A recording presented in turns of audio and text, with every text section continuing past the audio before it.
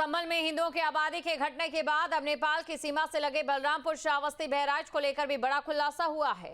नेपाल सीमा से सटे सीमावर्ती क्षेत्रों में डेमोग्राफी बदलाव की साजिश हो रही है। सूत्रों के अनुसार 2024 में बलरामपुर के तत्कालीन डीएम अरविंद सिंह ने सीमावर्ती जिले में संदिग्ध गतिविधियों की रिपोर्ट शासन को भेजी थी। डेमोग्राफी बदलाव के लिए किए गए अवैध धार्मिक अतिक्रमण को लेकर भेजी गई रिपोर्ट के बाद से सीमावर्ती इलाकों में सरकार का बड़ा बुलडोजर अभियान चला था।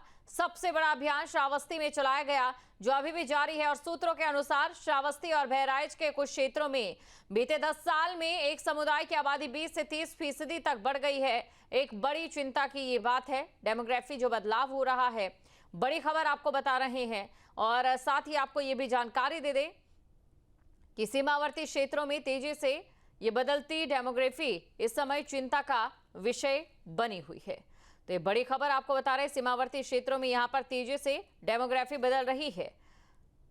तो तेजी से डेमोग्राफी बदल रही है। अब ऐसे में सरकार की ओर से कई ठोस कदम उठाए गए हैं, जिनमें अगर हम बात करें तो बुलडोजर कार्रवाई सबसे बड़ी कहना गलत नहीं होगा।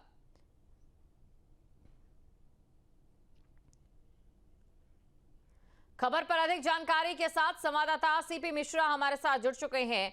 सीपी मिश्रा, जानना चाहेंगे आपसे, ये जो डेमोग्राफिकल बदलाव यहां पर देखने को मिल रहा है, इसको लेकर बुलडोजर कार्रवाई तो जारी ही है, लेकिन जो चौंका देने वाली बातें सामने आई है, कौन है जो यूपी को कश्मीर बनाना चाहता है? जी बिल्कुल, आपको बता दें कि इंडो नेपाल बॉर्डर से सटे इलाका जो जनपद बलरामपुर है, श्रावस्ती है, बहराइच है, इन क्षेत्रों में देखा जाता है, सीमावर्ती क्षेत्रों में देखा जाता है कि डेमोग्राफी चेंज होती नजर आ रही। कुछ दिन पहले ही यहाँ के बलरामपुर जनपद के जिला अधिकारी रहे अरविंद कुमार सिंह जी, उन्होंने शासन प्रशासन को एक पत्र भी लिखकर जारी किया था और शासन से गुहार भी लगाई थी कि नेपाल बॉर्डर से सटे इलाकों में ये जो डेमोग्राफी चेंज हो रही है उसके खिलाफ प्रशासन को उन्होंने पत्र लिखा। और पत्र जब से उन्होंने लिखा तो योगी शासन ने उस पर एक अमल किया और अमल करने के बाद जो भी हो सका वो हुआ। लेकिन यहाँ से कहीं ना कहीं जो मदरसे पाए जा रहे थे, मजारे पाए जा रहे थे और उसके बाद मस्जिदें पाए जा रहे थे, आखिर जो सीमावर्ती क्षेत्रों में अल्पसंख्यक की जो बढ़ती हुई आबादी देखी जा रही थी, आखिर 20 से 30% आबादी बढ़ रही थी, आखिर तो ये कैसे कहाँ से घुसपैठी पहुंचे कि बांग्लादेशी पहुंचे या अन्य कई राज्यों से पहुंचे या किसी दूसरे देश से पहुंचे, आखिर कैसे हो रहा है डेमोग्राफी। जब सुरक्षा एजेंसियों ने इस पे जांच पड़ताल शुरू की तो उस पर प्रशासन का हस्ताक्षर भी जारी हुआ। बड़ी खबर आपको बता दें, जहां पर डेमोग्राफी बदलाव को लेकर बड़ी खबर, संभल में डेमोग्राफी बदलने की साजिश। संभल के बाद एक और खुलासा हुआ है, बलरामपुर, श्रावस्ती, बहराइच में भी ये साजिश की जा रही थी। नेपाल सीमा पर सटे सीमावर्ती क्षेत्रों में डेमोग्राफी बदलाव, ये बड़ी खबर आपको बता रहे, एक बड़ा डेमोग्राफी बदलाव यहां पर देखा जा रहा है। इस चीज को आप इस तरीके से समझ सकते हैं कि अगर ये जो डेमोग्राफी बदलाव है विकास को लेकर हो रहा है या फिर बाकी चीजों को लेकर हो रहा है, युवा और बुजुर्गों की संख्या के अनुपात में हो रहा है, लेकिन अगर धार्मिक आधार पर हो रहा है, ये पूरा कहीं ना कहीं हमारे संविधान के लिए असल में खतरा माना जाएगा। विपक्ष की ओर से कहा जाता है कि संविधान के लिए खतरा है, संविधान के लिए खतरा है, लेकिन ये जो डेमोग्राफी बदलाव अगर धार्मिक आधार पर होता है तो इससे बड़ा खतरा किसी भी देश के संविधान के लिए इससे बड़ा हो ही नहीं सकता है।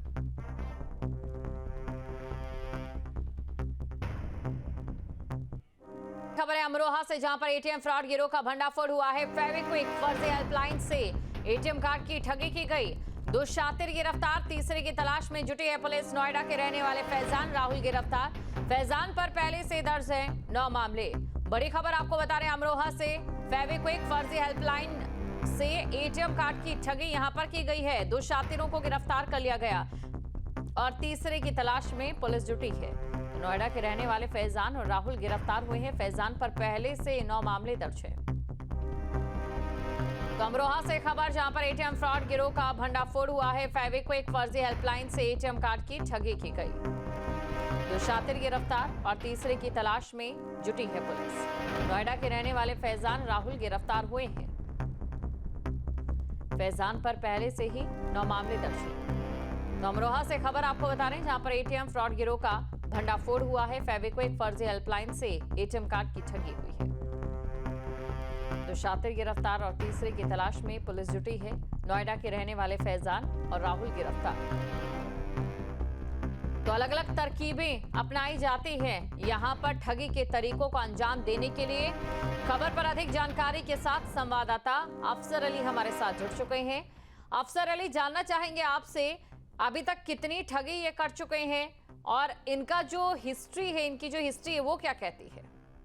देखिए, अमरोहा पुलिस ने एक चौंकाने वाला खुलासा किया है। खुलासे में जो है अमरोहा पुलिस ने 2 साथी ठगों को गिरफ्तार किया है। दोनों साथी ठग जो है मुरादाबाद, रामपुर, बरेली, नोएडा, गाजियाबाद जैसे जिलों में जाकर जो है एटीएम के जरिए जो है ठगी करते थे। इन्होंने यूट्यूब पर जो है तरह तरह की वीडियो देखकर अपना प्लान तैयार किया था। और जिस तरीके से जो एटीएम है उस पर जो है ये फेविकोल लगाकर उसे एटीएम मशीन में फंसा देते थे, जानकर जैसे ही कोई दूसरा ग्राहक, दूसरा कोई एटीएम दाता जैसे ही आता था तो उसका एटीएम मदद के बहाने से ये मांगकर जो है एटीएम मशीन में उसे लगा देते थे। और उसका वो जब पिन डालता था तो उस पिन को जो है ये साथी चोर अपने मोबाइल फोन में ऐड कर लेते थे।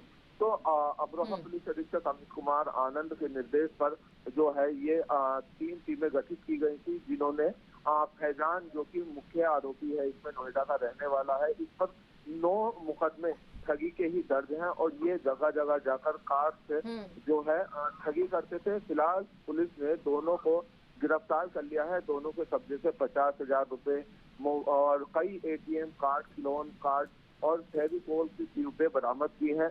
बताया जा रहा है कि ये पश्चिम उत्तर प्रदेश में अपना नेटवर्क जो है ठगी का जमाए हुए थे। बिल्कुल अफसर अली, एक बात तो साफ है, प्रशासन इन चोरों के लिए, लुटेरों के लिए जितना एडवांस होता है उससे कहीं ज्यादा एडवांस इनके तरीके हो जाते हैं। अखिलेश के साथ रमीज खान की तस्वीर वायरल। रमीज खान पर हत्या समेत कई मामले दर्ज हैं।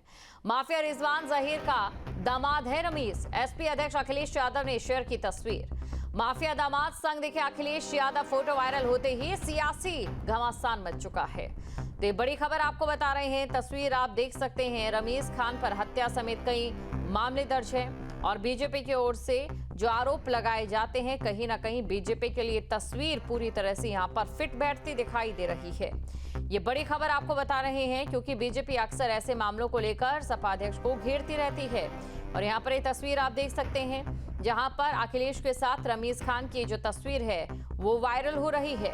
बड़ी खबर आपको बता रहे, तस्वीर यहां पर वायरल हो रही है और इसी के साथ माफिया रिजवान जहीर का दामाद है और एसपी अध्यक्ष अखिलेश यादव ने ये तस्वीर खुद शेयर की है। जहां भक्ति है हर शब्द में, कथाओं में छुपे हैं दिव्य रहस्य और ज्योतिष देता है जीवन को दिशा। धर्म से जुड़ी हर बातों को जानने के लिए हमारे चैनल स्तुति को सब्सक्राइब करें।